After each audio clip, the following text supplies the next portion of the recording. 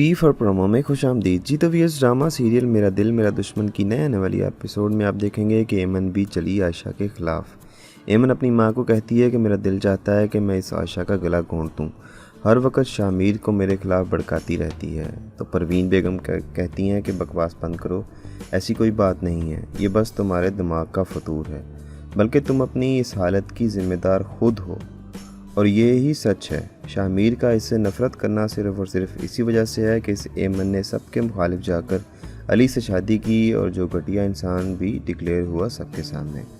उधर परवीन बेगम ने कसम खाई हुई है कि वो मायरा को छोड़ेगी नहीं, कोई तनकीद का मौका हाथ से जाने नहीं देगी।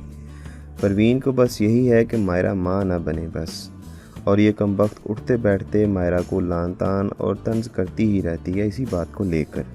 ये अभी भी उसे कह रही होती है कि जिनको बच्चा होना होता है वो शादी के शुरू में ही हो जाता है, इतनी देर बाद नहीं होता। और तुम मेरी बेटी को देख लो, तुम्हारे बाद उसकी शादी हुई थी और उसने खुशखबरी भी सुना दी है।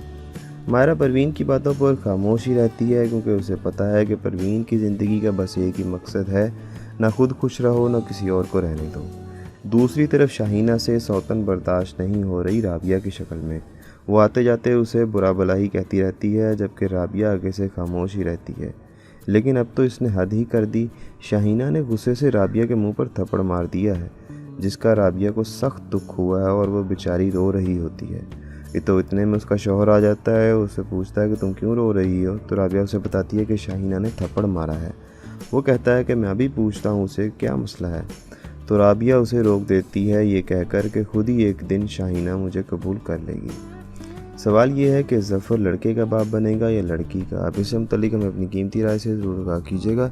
ड्रामों की दुनिया से बाखबर रहने के लिए पी फॉर प्रोमो को सब्सक्राइब करके हमारे साथ जुड़े रहें। आपका शुक्रिया। अल्लाह हाफ़िज़।